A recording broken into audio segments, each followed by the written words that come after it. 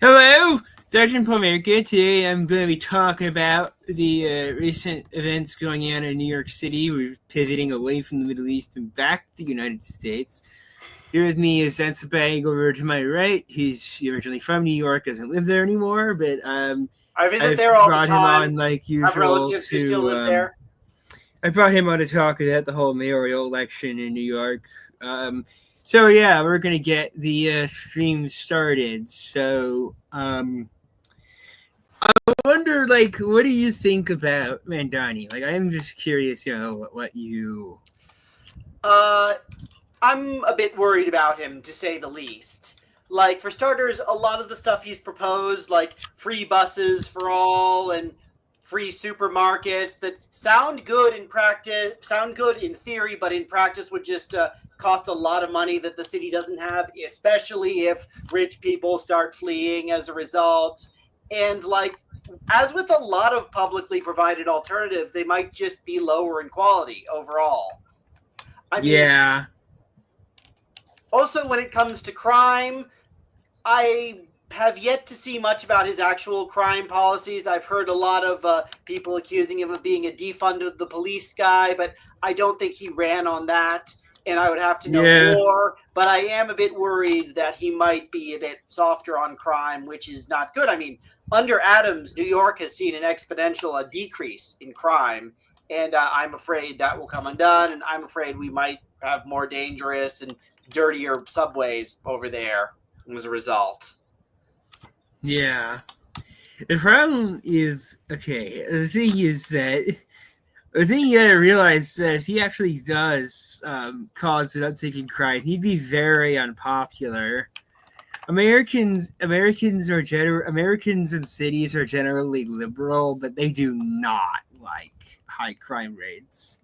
Right. It's an issue that's guaranteed to bring down a lot of incumbent office holders. And the last time something like this happened, the last time a DSA member was New York mayor was in the early 90s. That was David Dinkins, and he famously lost to Rudy Giuliani.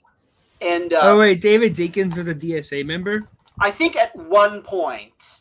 But yeah, he was and of course, he was a lefty, and New York under his rule had a bit of a crime problem.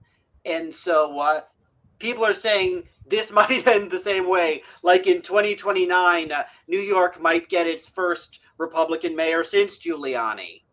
And there's even jokes on Twitter I've seen that it might be Donald Trump. Bruh, I don't. Not gonna happen, but it's no. I do not see. I don't even think Trump likes New York anymore. I don't see. Yeah, he specifically moved to Florida. Yeah, that's not gonna work well for mayor. I don't see him getting mayorship because of that. Because the problem is that becoming a mayor is not like becoming a president. Like when people vote for people who vote for a mayor generally want somebody who they feel is connected to the area, and I don't think somebody who jolted off to Florida is somebody that's going to be the first pick. So of course it's not serious, as I said. Yeah, the thing is, being a good mayor is a little bit like being a good CEO. Like, you need to run all the moving parts of a city, ensure the buses run on time, keep crime low. Those are the priorities. Yeah. And another thing that Mamdani has proposed that might prove pretty bad in the long run is freezing the rent. I mean, it sounds good, but if not accompanied by a building spree, it's gonna...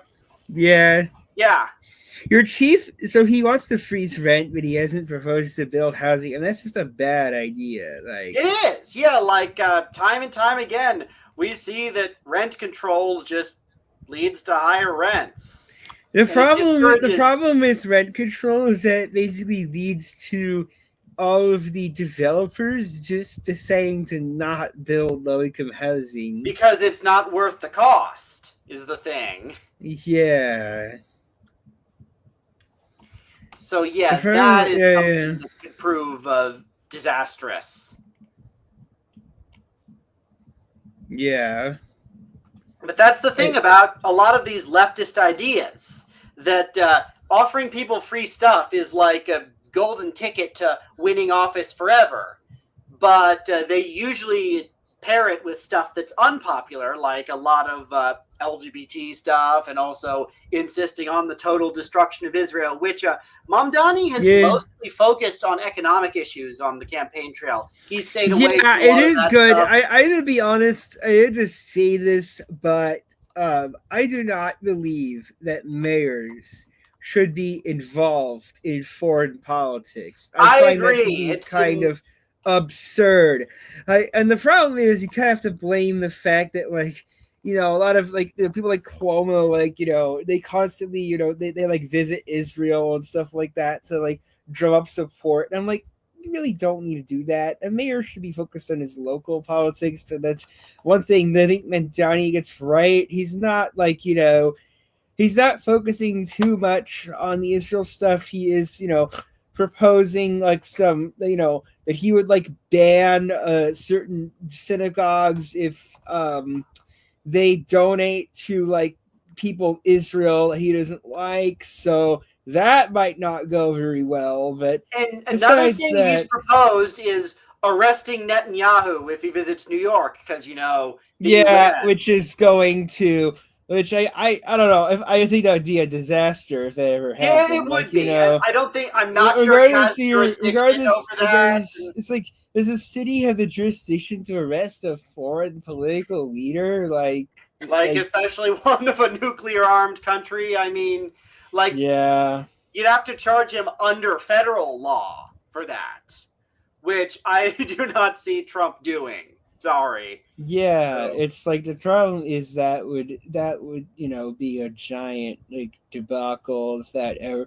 Regardless, we think about Netanyahu, it's like, you know, seems like a little bit of an overextension of power to, you know, have a city government able to arrest somebody, just arrest a foreign leader. It's like, you know, do they have the authority to do that? Like, that's especially a foreign leader, regardless of what you think of Netanyahu, that, you know.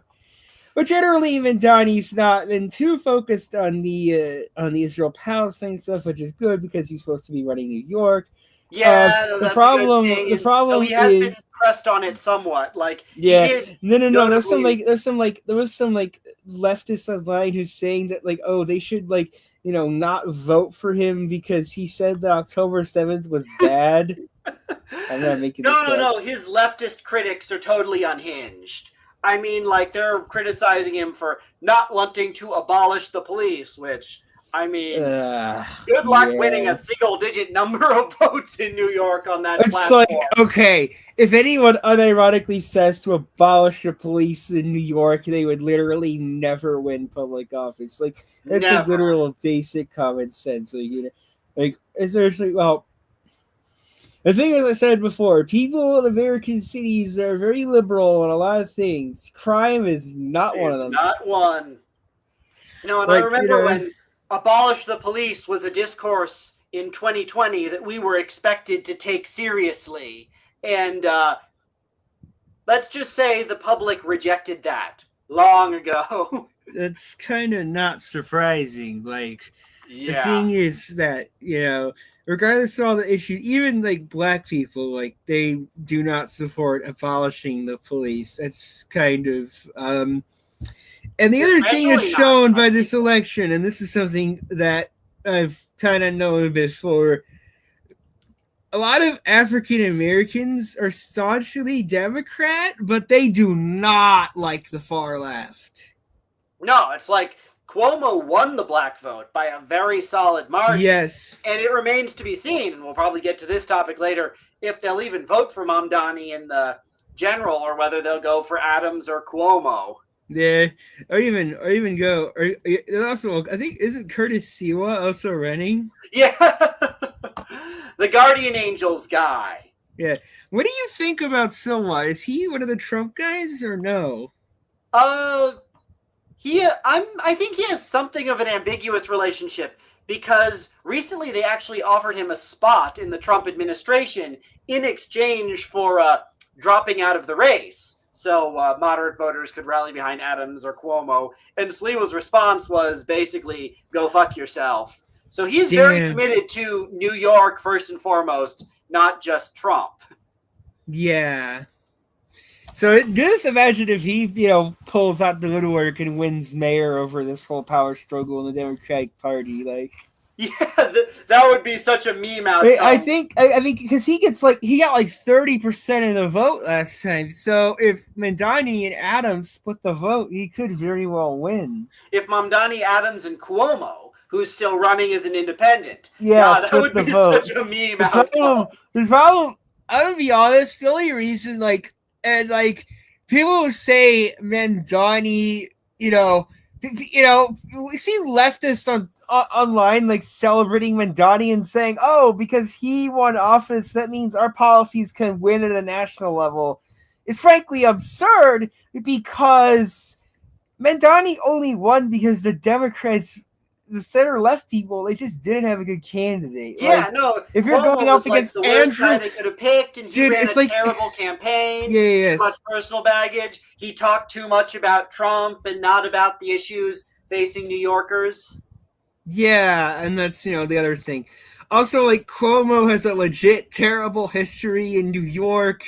He, something the Republicans attacked him rightfully for was that he allowed COVID patients back into nursing homes during the pandemic. He has a bunch of sexual harassment allegations. So, he's a really bad candidate to run as governor. Eric Adams probably slightly better, but he has had a bunch of, corruption he's scandals. But corrupt. He took money from Turkey. I mean, yeah, he took money from Turkey, but it's funny because at least from what I can see, Eric Adams' corruption is more of a meme in the sense of people just think it's funny what happened. Yeah. Oh, this mayor of New York took money from Turkey. Oh my God! No, it's but it has affected his approval rating somewhat. I mean, he famously was behind both Cuomo and Mamdani in the Democratic primary, which led him to drop out and run as an independent. And stuff may change over the summer. We'll see how the campaign unfolds from now on. But again, he is disliked by a broad enough stripe to impact his chances in the election. Yeah, that's totally fair. Yeah, the problem, the thing is that, he's just the Democrats had two very bad candidates for New York mayor, and this one is funny.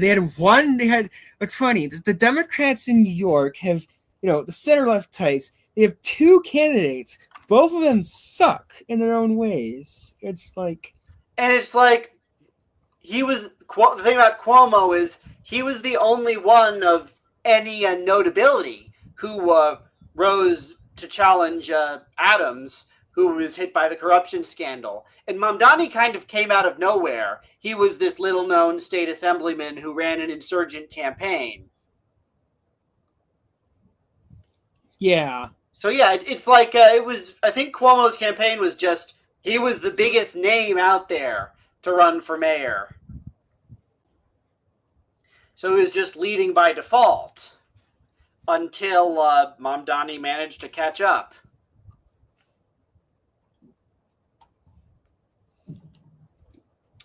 So I do think that either he or Adams need to drop out of the race going forward. Yeah. There needs to be someone, and I don't think Sliwa is going to, because he is very, very much committed to running for mayor and committed to New York, and he doesn't think strategically about these sorts of things.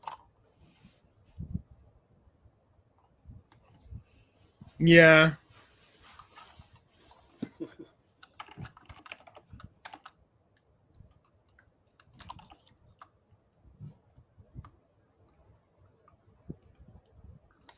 Yeah, so the thing is, Cuomo's the worst person they could have asked. Yeah, exactly.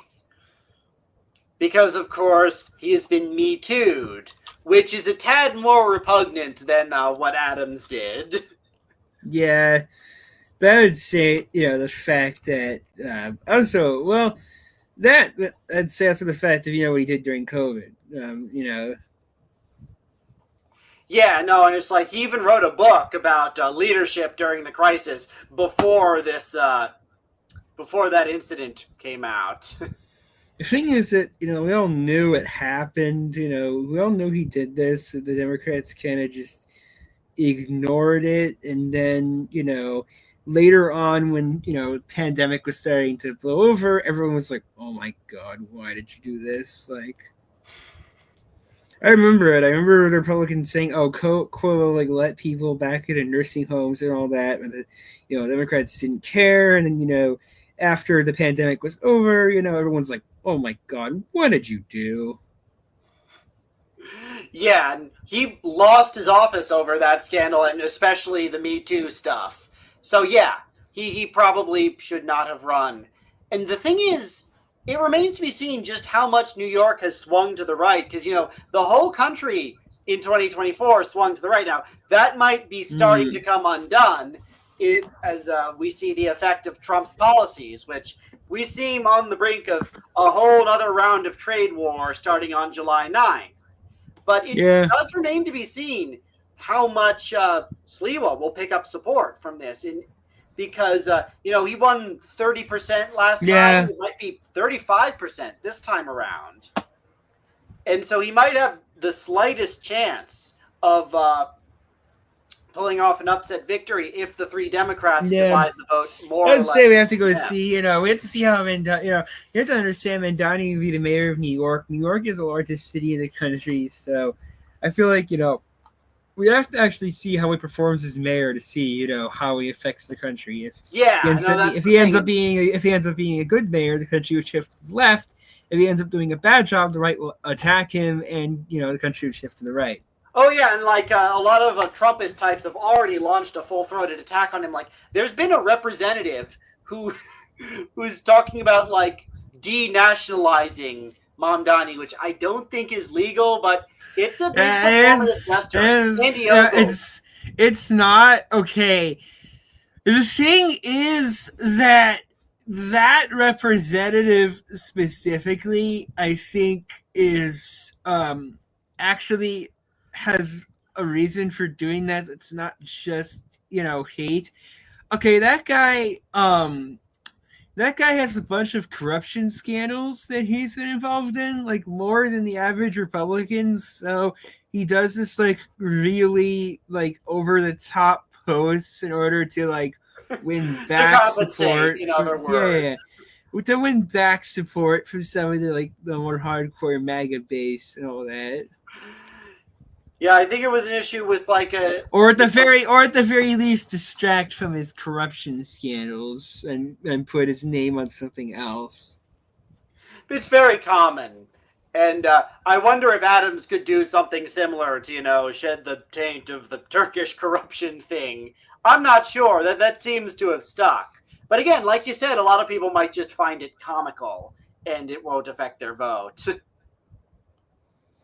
Yeah, I mean, obviously it's not popular, but I would say compared to Cuomo, I would say it's less of an issue because I would say what happened with the nursing homes is probably a much bigger issue and all that. Yeah, also the Me Too stuff as well, which is something that a lot of the more liberal people in the city, they're not going to like that. Well, actually, nobody likes it, but well, not necessarily even more liberal. That was bad for literally everyone, but I'd say it mostly, Yeah, he just objectively wasn't a good candidate. And the thing is, you mentioned New York's the most important city in the country. It's also the financial hub. So having a socialist running basically the heart of American capitalism and Wall Street would be interesting to watch, to say the least. Because I brought up earlier that a lot of Mamdani's policies might lead to capital flight from the city. If he's going to exponentially raise taxes on the richest inhabitants, they're going to leave. They're going to move their money out, which will conversely mean he can't fund a lot of the fancy stuff he promises, like free supermarkets and free buses and rent-free. Yeah. Like.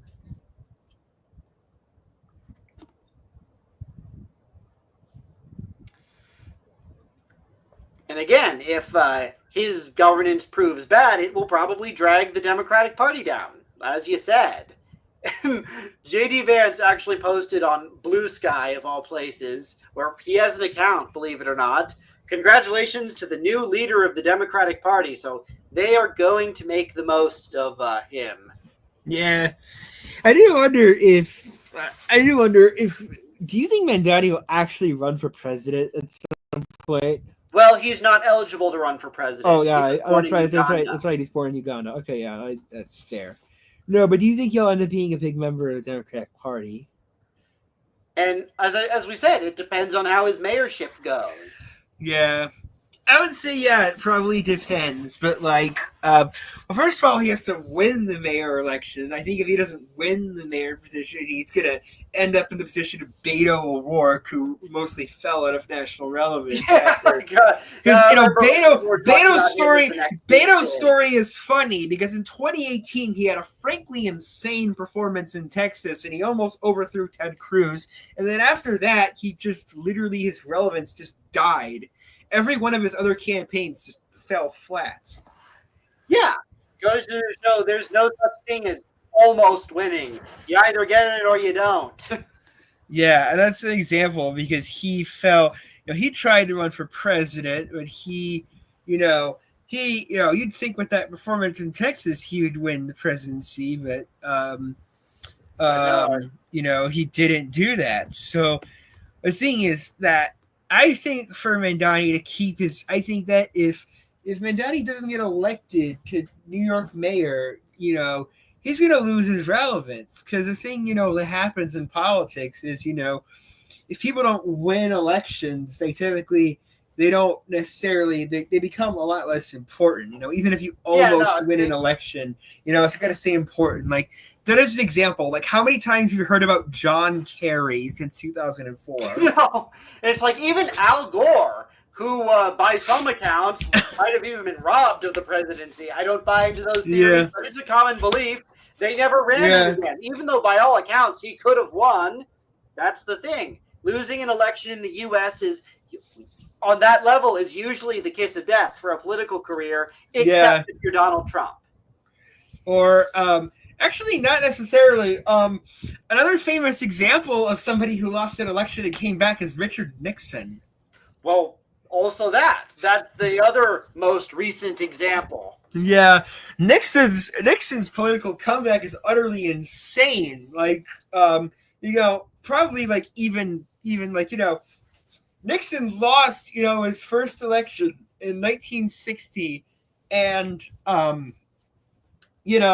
and he literally said, like, I'm going to be gone, so media, you can't punch me around anymore. He literally said something like that. And then he won the election, and then he turned around and won the presidency. I mean, like, stuff like that happening is very rare in American politics. In American politics, if you lose an election, it typically means you're not relevant anymore. You just go into opposition. That's an example. He used the wedge issues of that day to bring himself back into the limelight amidst the unfolding chaos in the late 60s.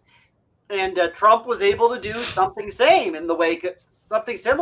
in the wake of COVID and the global chaos that followed and inflation and Yeah. I'm still shocked. I'm still shocked that Trump made a political comeback, but I think its primary reason for that is really because nobody in the Republican Party could match him for support, and that's And Biden was growing unpopular for a variety of reasons, and Trump was the default guy, even though he tried to overthrow the government. Yeah. It's shocking that, after what he did in January 6th, he actually came back into politics. Like, yeah, and he was this close to getting banned entirely. And he was almost banned? Like, damn. But he was almost, remember, he was impeached the second time. Yeah, he was impeached the second time, but yeah, it was very close. The problem is that if you ban, like, I'm hard pressed to believe that if you ban Trump from politics, it would go very well. I think he would get martyred and things would not go very well. Yeah, no, and like a lot of the lawfare against him and his supporters had exactly that effect. So it was kind of self-destructive from the Democrats' perspective. Yeah, the thing is that those kind of like, regardless of what Trump did, it's only really effective to arrest a political leader if they're really unpopular. Yeah, and like even if they're relatively unpopular, they get a boost from being a martyr. So yeah, it takes a once in a generation political talent and those kind of missteps from the opponents to cause a kind of political comeback, like Trump had and like Nixon had. Whereas if someone on the New York mayor level lost the ultimate race, they would have just faded back into obscurity after a time. Because I mean, there's a lot of people that lost the race. How many times have you heard about Bob Dole? How many times have you heard about Al Gore? How many times have you heard about John Kerry? How many times? I mean, I don't know. McCain is famous in his own way, but like, how many times have you even heard of Mitt Romney? Well, he became a senator. That's the thing. Yeah, I would say Mitt Romney. Let's say John McCain and Mitt Romney. Had a little bit more political relevance since they. But you never really. I would say you still somewhat hear about Mitt Romney. You still somewhat hear about John McCain, but But they're more obscure, and I mean, those are presidential candidates. Not even talking about offices on the local level. Yeah. How many times do you hear about Hillary Clinton after 2016? No, it's like she's been wisely sort of semi-shepherded into retirement. She just occasionally tweets. Yeah, she kind of after 2016, all of her political relevance kind of died. Yeah. I do wonder if Democrats have a tendency to be more ruthless with people who lose and fade them into political relevancy than Republicans. Well, Republicans are usually the same way. I mean, again, Mitt Romney could have run in 2016, but they chose not to because he'd already been rejected. I think Donald Trump is kind of unique in this regard. Yeah, so I say you're right. John McCain or Mitt Romney never ran again. So, yeah, I say the Republicans are about the same with, it's the same thing with the Democrats. If you lose an election, you're kind of just irrelevant politically. It's not like people dislike you, but, people feel like, oh, you can't get the big office, so we're not going to run you again. Yeah, so in other countries, this isn't necessarily the case. You can keep running until you win. It happened before. Yeah. Why is America like this? Why does America have this mentality in politics that you have to win the first time or we'll just never run you again? Well, I mean, hard to say, but remember, we use, for the most part, first past the post, and we have the Electoral College. Our elections really are winner take all in most cases, whereas in other countries you have 2-round systems and you have proportional representation. So a loss isn't necessarily yours, and it can happen under a variety of circumstances. Whereas here, if you fail to win, it's on you. Yeah, it doesn't say the fact that in America there's a 2-party system as well. There's not any there are third parties in America. They don't necessarily have any representation in Parliament. So as for in Europe, if you lose an election, you could easily just go to one of the third parties and cut a deal and then win next time with a coalition. Yeah, and when in terms of presidential elections. You can cut deals with various second or third place candidates to throw their support, and it depends on how strongly they do. There's a lot more in play, which means that defeats aren't necessarily as final. Yeah, I also feel like I could tell in Europe that there's a lot more parties that have specific faces that are very important to them and central to them. Yeah, with that, this is a big problem.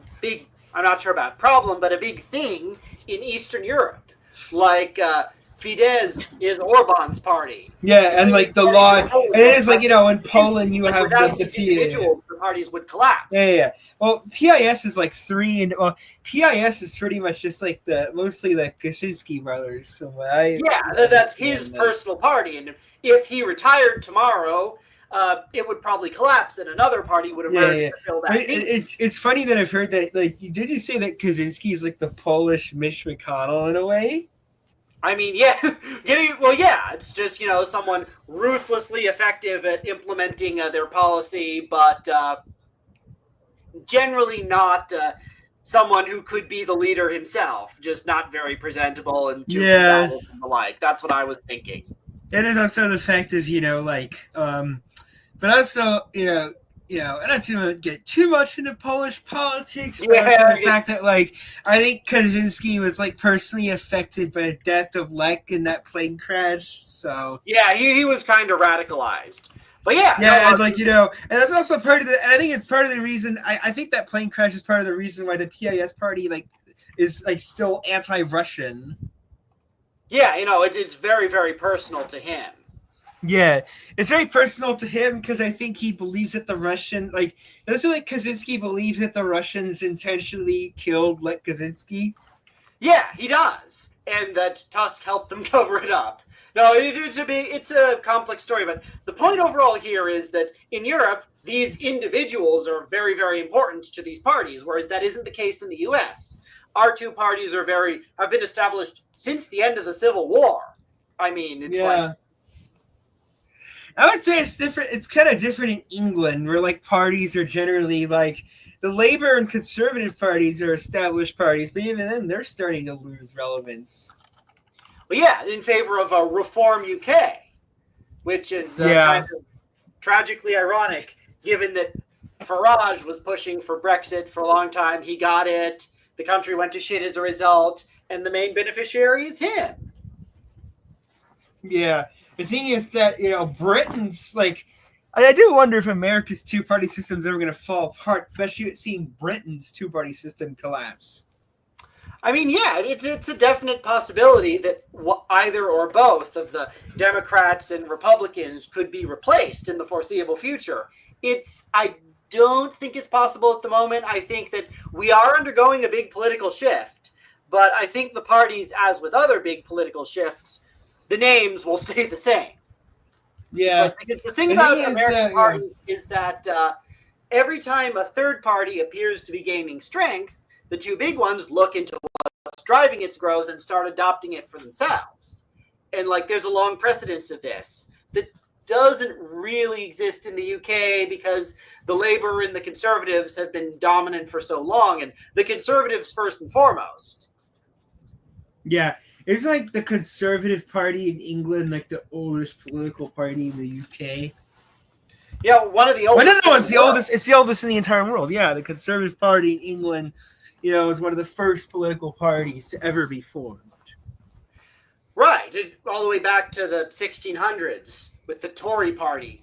But they seem to be kind of on the decline in a way that'll be hard to reverse because their most recent time in power kind of discredited them. Yeah.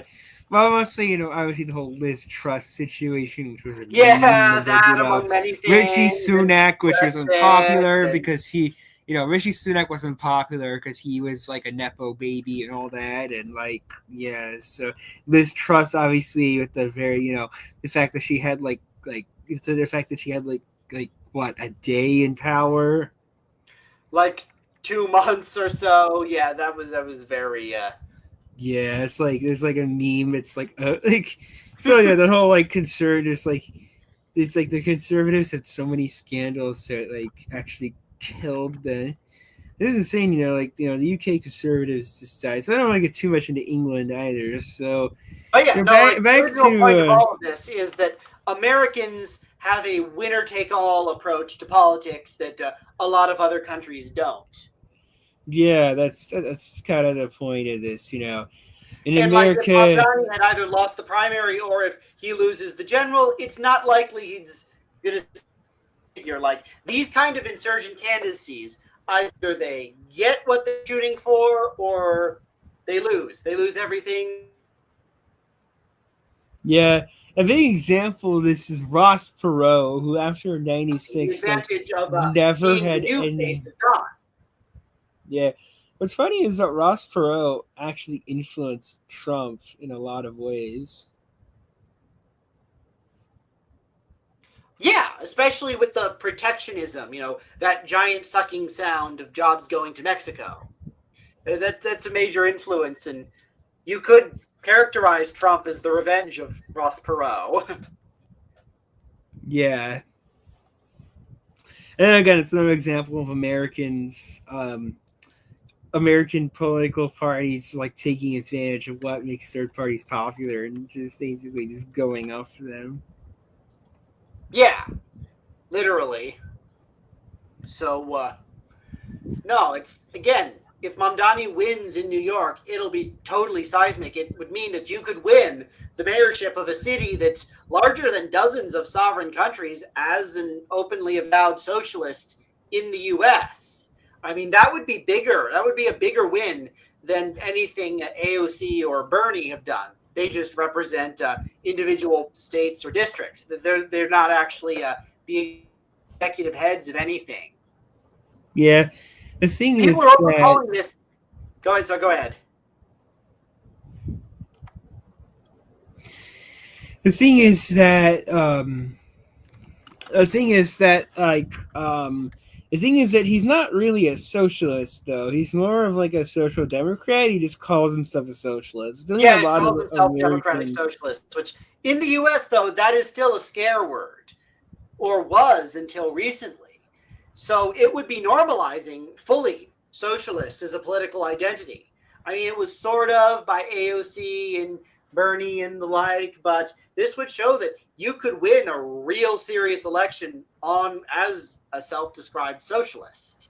And people are calling this the Dems Tea Party moment, a sort of grassroots rebellion against the party elite who's they see as not doing a good enough job of standing up to the hated president, and it could trigger similar results elsewhere. Yeah, no, I do wonder, who's gonna be because I wouldn't be surprised if in 2028 we see an outsider Democrat take the presidency. That like what happened in 2016. Yeah, no, and it's like there's all sorts of speculation about who it could be, who the Dem Trump could be, with even LeBron James, of all people, floated as a potential candidate. Yeah. The thing is that I think that I do wonder, if a Democrat Trump would be able to be like an openly avowed leftist, or it'd be more of like a center left type, just with tons of charisma. And I mean, I'm actually leaning towards the latter. I mean, one thing about this era we live in is that vibes matter. I mean, Yeah, people will vote for someone who they could chat at with the bar on Friday night, not necessarily yeah, a radical ideologue, because Trumpism, a lot of it is incoherent. And people yeah. like the man personally. And the MAGA coalition is a very big tent that I kind of doubt will survive Trump's departure from politics. So Yeah, but I do wonder, will the Democrats, also fall victim to that kind of like political mentality that Trump brings? Like, it's kind of like questionable, whether they do that because the thing is that a lot of Democrats are like the thing is that you have to mention the fact that a lot of Democrats simply just don't like the far left, and I actually think the 2024 election like kind of made relations worse between them. yeah, I could understand that, because Yeah, the far left has a tendency to purity spiral and be totally averse to coalitions. It's yeah. like we've even The talked about how problem, there the are problem, the unhinged problem leftist is guys criticizing Mamdani for not being radical enough and not wanting yeah. to abolish the police or destroy Israel and the like. So genuinely, there's not a lot of coalition potential. I don't necessarily see a far left Trump rising, mainly because the far left is very allergic to political power. They are absolutely. It's like they prefer to rabble rouse in opposition. They don't want any of the responsibility that comes with holding power.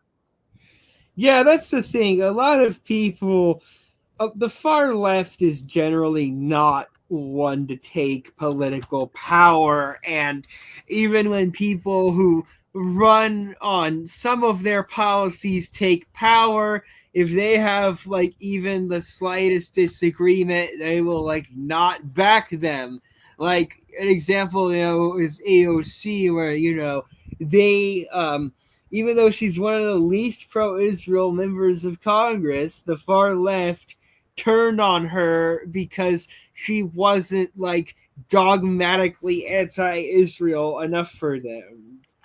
Literally, yeah, because she won't call for its prompt annihilation as a state, and she made lukewarm comments criticizing the October 7th atrocities, which, come on. Like, you were not going to win a major election in the U.S. on the platform that October 7th was justified. I mean, it doesn't even matter if you think that. Like the left, the right to some degree, but the far left especially, has a tendency to believe that the silent majority agrees with it, and all they need to do is have these ideas made public and normalized, and someone will vote on them. And no, that's just not going to happen for some things. Yeah, it's like the far left is kind of a weird idea that they hold.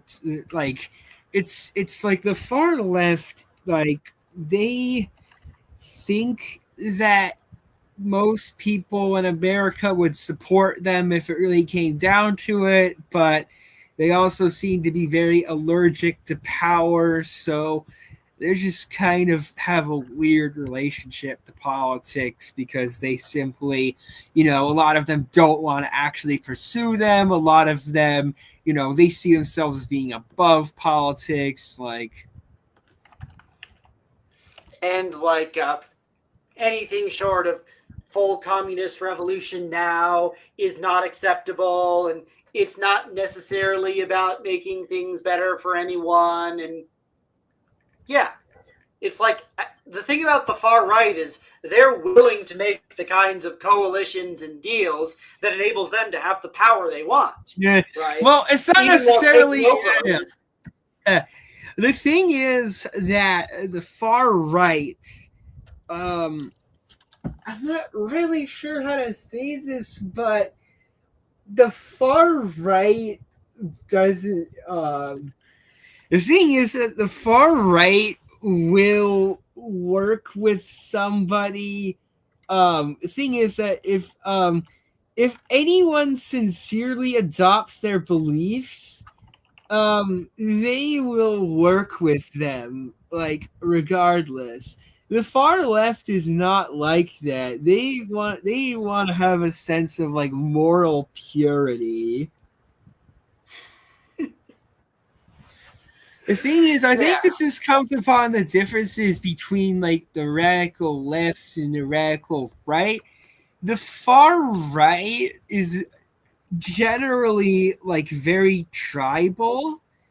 So like the thing is that the far right doesn't really have contempt for they hate politicians who align with the left, but I don't necessarily think they hate the individual people who are on the left if they're of the color of the skin that they like, because the far right is inherently tribal. They don't really care about ideology only so much as if it like advances their goals. The far left is the opposite. The far left cares a lot about ideology, whether people fill their specific belief system. Yeah, no, and it's like, I believe some DSA chapter, I think it was Seattle, adopted this declaration of principles that they would only support a candidate that signed off on everything on the list. And of course, it was adopting it would have made any candidate totally unelectable. And that was kind of the point. The point is to virtue signal. The point is not to do anything practical. Yeah. And, the thing is, that faction of the left isn't totally dominant, but it's a loud enough voice. The thing is, I don't necessarily think the far left even represents the majority in the Democratic Party. In fact, Oh, not they even don't. really close. And I think we're less likely to see a far left You know, insurgence than just most people, I would say, like most most people in the Democratic Party, they don't like politicians, but they're not like totally allergic to power. They'll still vote for people that advance their goals and all that. So generally, these people are not. I think they're a very small minority of the Democrats. They don't necessarily represent a lot of people.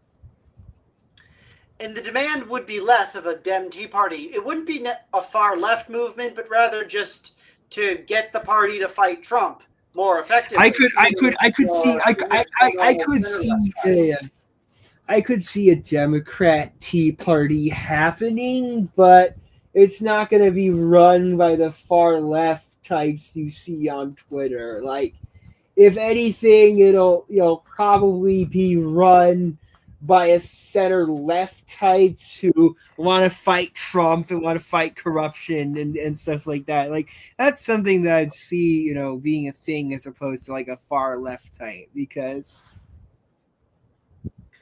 Yeah, and it's like Mamdani is about as effective as the left wing of the party can get. And yeah, that is by focusing on economic issues and appealing to normal people, not necessarily yeah. socialist The thing ideology, is that the thing is ideological that training. yeah, the thing is that Madani tries to appeal to people outside of their like little ideological box, so that's part of the reason why I think they're successful. And another example of the thing is people can still have an ideology. It's just people are not like people can still have an ideology, and, as long as they appeal to people outside of their ideological framework, it could still work. Like another example of this is actually Millet, who is like, um, I would say Millet and Mandani are kind of similar. And, they're very ideological people who appeal to people outside of that framework and appeal to national issues or like city issues to get elected. Yeah, that's an interesting comparison, I gotta say. Because, yeah, it's Yeah, like they're willing to be pragmatic when it comes to when it comes to their actual beliefs. Like Millet, even though he's a self-declared anarcho-capitalist, is not going to abolish the government tomorrow. But they yeah, do it no, by he's not. That's proposing part a of the populist reason why they're alternative like, to an unpopular elite. And in yeah. Argentina, that unpopular elite happens to be socialist types of the sort Mondani is. So it's kind of ironic. Yeah, but what I was saying is that they both appeal to like a they're both like they're both people that were very effective at both people who have very strong beliefs but are also very effective at campaigning to people outside of their ideological uh ideological beliefs, and they both won office because of that. Right. Running against a kind of tainted establishment in many ways, and weaponizing sort of a populist insurgent campaign against them. No, this is a very interesting comparison you've drawn up. I just wish Mamdani's views were closer to Milet's, when they're actually kind of polar opposites. But no, I those don't necessarily. I don't tactics are. necessarily. I do wonder if a Millet type libertarian would actually be able to win in New York City. No, no, no, no. Not in a big city. Maybe like a state governorship or something. But I Yeah, doubt in well, a big city. Republicans have won New York before. Rudy Giuliani. Yeah. But like again, you have to compromise big time on a lot of your beliefs to win in what's still a predominantly liberal and democratic city.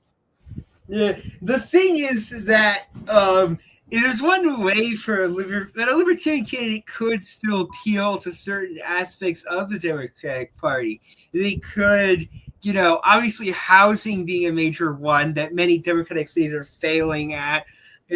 Obviously, obviously certain social issues could be very popular. Obviously libertarians actually agree with liberals a lot on social issues. That could be another one. They could also appeal to Republicans who are just, they could appeal to small business owners who are like, disgruntled with the bureaucracy. So like, I actually wonder, if a libertarian candidate actually, could win a big liberal city's mayorship. And it depends, among many things, on the state of the city during the race. I mean, if it's totally crime-ridden and totally bankrupt, he might have a chance. I mean, like, a specter that a lot of this soft on crime stuff has brought back is the 1970s in New York, which were just a total mess. The city was forced to declare bankruptcy and accept bailouts from the federal government. I mean, there was a total wave of crime. There were blackouts. Some neighborhoods were basically war zones. I mean, just it was pretty shit. Yeah. And the thing is that I'm going to say this: the 1970s in New York is basically, and I think it's time we should talk about New York history, because I've kind of gone off into talking about our political system, but the 1970s in New York are like, if you take what Republicans say about cities in the present day and make it actually true, then you have 1970s. Then you have 1970s New York under Mayor Beam. I mean, it was pretty hellish. And how did things end up that bad? Like, the stories I've heard out of there were like genuinely terrible. Like, I mean, the city was declining as a lot of middle-class people moved out to the Sun Belt and into the suburbs. That was a big factor. Yeah. It was one of many, at least. But yeah, no, it's like it was the conservative stereotype of a liberal city. Oh, yeah, New York in the 70s, like, definitely was, like, there are tons of, like, horror stories that I've, heard about, like, people saying that, like, truckers would not stop at red lights sometimes because they'd get looted, stuff like that. And, like, stuff saying, like, literally, like, saying that, like, literally, or that you would, like, never go on the subways ever because it was literally, like, they're full of crime. And, yeah. And like it was a mess. Parks were littered with drug needles. I mean, and like that. We mentioned Curtis Sliwa. His organization, the Guardian Angels, emerged at that time to counter the wave of crime because the cops were totally incompetent. Yeah, so he ran a just like so he actually ran an organization to combat crime that's not a police officer. Basically, it's interesting how a conservative guy is able to do what leftists want to do with the police. Yeah, no, it's like a decentralized people's militia, in other words. So Sliwa actually founded that. Yeah, and it actually got good reviews even from the liberal city government at the time.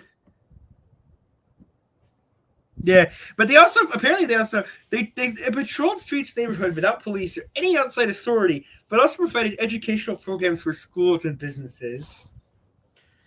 Yeah, this, the sort of stuff you would do in a crime-ridden city with an ineffectual government. And they were a big presence in the 70s and 80s on the subways. Like, you'd routinely see Guardian Angels in their distinctive uniforms. Yeah, and it was founded by Curtis Sliwa, who is a Republican. Yeah. And he was the Republican nominee for mayor last time around, too. Yeah. So, no, it's, again, if the city gets plunged back to the 70s, that might be a very real opportunity for a Republican to win the mayorship for the first time since Giuliani, so. Yeah. The thing is that, yeah. So that'd be interesting to see if Sliwa wins. How much he ends up winning. How much he ends up winning, I would say it depends. Yeah, it's dubious. And as we said, the three Democrats might just divide enough of the vote between them for Sliwa to come out in the lead, which I would be drinking myself into a stupor in celebration that night. That would be so funny.